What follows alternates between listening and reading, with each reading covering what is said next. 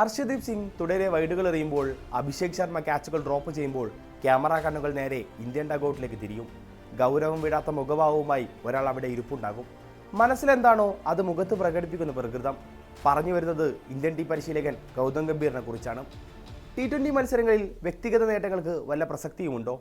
49-ലും 99-ലും നിൽക്കവേ സ്വന്തം നേട്ടങ്ങൾക്കായി മത്സരം slow down ചെയ്യുന്നത് ശരിയാണോ? ചോദ്യം ഗംഭീറിനോടാണെങ്കിൽ നോ എന്നായിരിക്കും ഉത്തരം.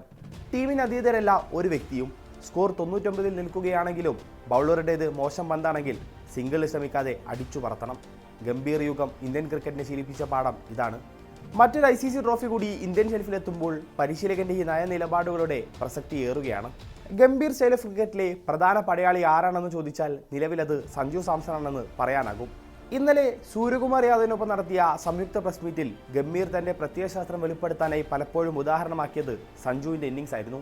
ഞാൻ പരിശീലക ചുമതല ഏറ്റെടുക്കുന്നതുവരെ വ്യക്തിഗത നേട്ടങ്ങളെക്കുറിച്ചാണ് ഇന്ത്യൻ ക്രിക്കറ്റ് സർക്കിളുകളിൽ നിന്ന് കേട്ടിരുന്നത്.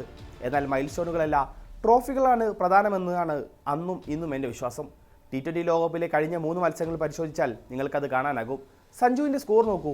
97 നോട്ട് ഔട്ട്, 89. ഒരു നാഴികക്കല്ലിനായി അയാൾ കളിച്ചിരുന്നെങ്കിൽ നമുക്ക് ചിലപ്പോൾ 250 റൺസ് ലഭിക്കില്ലായിരുന്നു.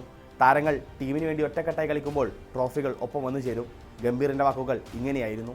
കഴിഞ്ഞ വർഷം ICC champions trophy, Asia cup, ഇപ്പോഴിതാ T20 കിരീടം. 2024 ജൂലൈയിൽ പരിശീലക ചുമതല ഏറ്റെടുത്ത ശേഷം ഗംഭീറിന്റെ തൊപ്പിയിലെ 3 പൊൻതൂവലുകൾ. ടെസ്റ്റ് ക്രിക്കറ്റിൽ സ്വന്തം മണ്ണിലടക്കം ദയനീയമായി പരാജയപ്പെട്ട് വിമർശനങ്ങൾ ഏൽക്കുമ്പോഴും ഗംഭീറിന്റെയും ടീം ഇന്ത്യയും കൈപ്പിടിച്ചുയർത്തിയത് പലപ്പോഴും കുട്ടി ക്രിക്കറ്റായിരുന്നു. തന്റെ കസേരക്കെതിരെ മുറവിളി ഉയരുന്ന സാഹചര്യത്തിൽ ഈ ഒരു കിരീട നേട്ടം വലിയ കോൺഫിഡൻസ് ആണ് അയാൾക്ക് നൽകുന്നത്. 2024 T20 ലോകകപ്പിന് ശേഷം ഒരൊറ്റ ബൈലാറ്ററൽ സീരീസ് പോലും അടിയേറ് വെക്കാതെ മറ്റൊരു കിരീടം ചൂടിയതോടെ ഈ ഫോർമാറ്റിൽ തങ്ങളെ വെല്ലാൻ ആളില്ലെന്ന സ്റ്റേറ്റ്മെന്റ് കൂടിയാണ് ഇന്ത്യ നൽകിയത്. ദ്രാവിഡിൽ നിന്ന് പരിശീലക ചുമതല ഏറ്റെടുത്ത ശേഷം ഗംഭീർ കാലയളവിലെ ഏറ്റവും പ്രധാന തീരുമാനം സൂര്യകുമാർ യാദവിൻ്റെ T20 ക്യാപ്റ്റൻസി ആയിരുന്നു. ഹാർദിക് പാണ്ഡ്യ എത്തുമെന്ന് എല്ലാവരും കരുതിയെടുത്തു നിന്നാണ് ഒരു രാജ്യാന്തര മത്സരം പോലും ഇന്ത്യയെ നയിച്ചിട്ടില്ലാത്ത സൂര്യയുടെ ഇൻട്രൊഡക്ഷൻ. വലിയ ചോദ്യങ്ങളാണ് ഇതിന് പിന്നാലെ ഉയർന്നതെങ്കിലും തുടർ ദിനങ്ങൾ ഇതിനുള്ള മറുപടി നൽകുന്നതായി.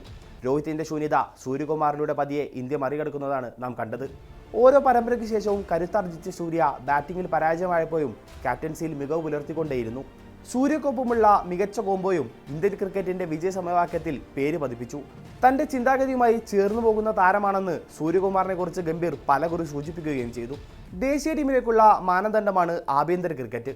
ഗംഭീർ വന്നതിന് ശേഷം ഇന്ത്യൻ ടീം സെലക്ഷനിൽ ഡൊമസ്റ്റിക് ക്രിക്കറ്റിന് മികച്ച പരിഗണനയാണ് ലഭിച്ചത്. സീനിയർ താരങ്ങളടക്കം ആഭ്യന്തര ക്രിക്കറ്റിന്റെ ഭാഗമാകണമെന്ന നിലപാടെടുത്തതോടെ രോഹിത് ശർമ്മയും വിരാട് കോഹ്ലിയും അടക്കമുള്ളവർ നീണ്ട ഇടവേളയ്ക്ക് ശേഷം മൈതാനത്തേക്ക് മടങ്ങിയെത്തുന്നതും നമ്മൾ കണ്ടു.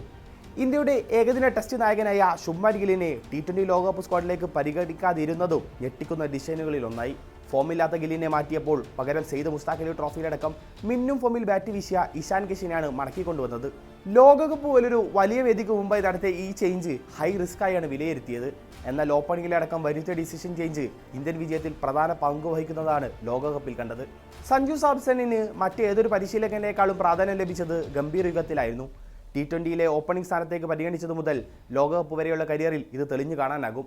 തുടർച്ചയായി പരാജയപ്പെട്ടാലും സഞ്ജുവിന് വീണ്ടും ഒരു അവസരം നൽകുമെന്നാണ് ഗംഭീർ മുമ്പ് പലകുറി പറഞ്ഞിരുന്നത്. അപ്പോഴും ന്യൂസിലാൻഡിനെതിരായ പരമ്പരയിൽ നിരാശപ്പെടുത്തിയ കാരണത്താൽ സഞ്ജുവിനെ ലോകകപ്പിലെ ആദ്യ മത്സരങ്ങളിൽ പരിഗണിക്കാൻ ഗംഭീർ തയ്യാറായിരുന്നില്ല.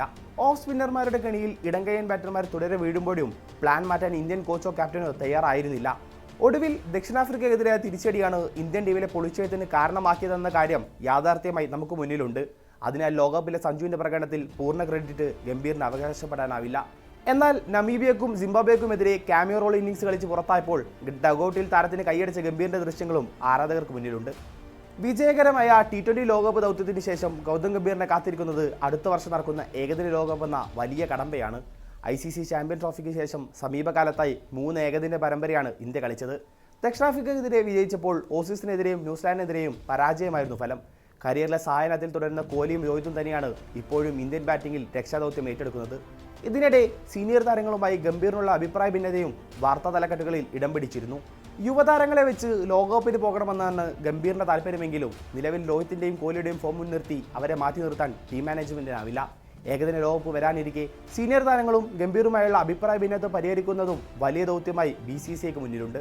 കുട്ടി ക്രിക്കറ്റിലേതിന് സമാനമായി വൺഡേയിലും വിജയശീലമാക്കാൻ സ്ട്രാറ്റജി ഒരുക്കുക എന്നതാണ് ഗംഭീറിന് മുന്നിൽ ഇനിയുള്ള പ്രധാന കടമ്പ. എന്നാൽ അതൊട്ടും എളുപ്പമാകില്ലെന്ന കാര്യം മറ്റാരേക്കാളും നന്നായി ഗംഭീറിനും അറിയാം. IPL ശേഷം ജൂണിൽ അഫ്ഗാനെതിരെയും ജൂലൈയിൽ ഇംഗ്ലണ്ടിനെതിരെയുമാണ് ഇന്ത്യയുടെ അടുത്ത ഏകദിന പരമ്പര. ലോക ടെസ്റ്റ് ചാമ്പ്യൻഷിപ്പ് കിരീടവും ഏറെക്കാലമായി ഇന്ത്യ സ്വപ്നം കാണുന്ന ഒന്നാണ്. തൽക്കാലം പരിശീലക കസേരക്ക് ഭീഷണിയില്ലെങ്കിലും ഗംഭീറിന് വരാനിരിക്കുന്ന മാസങ്ങൾ നിർണായകമാണ്.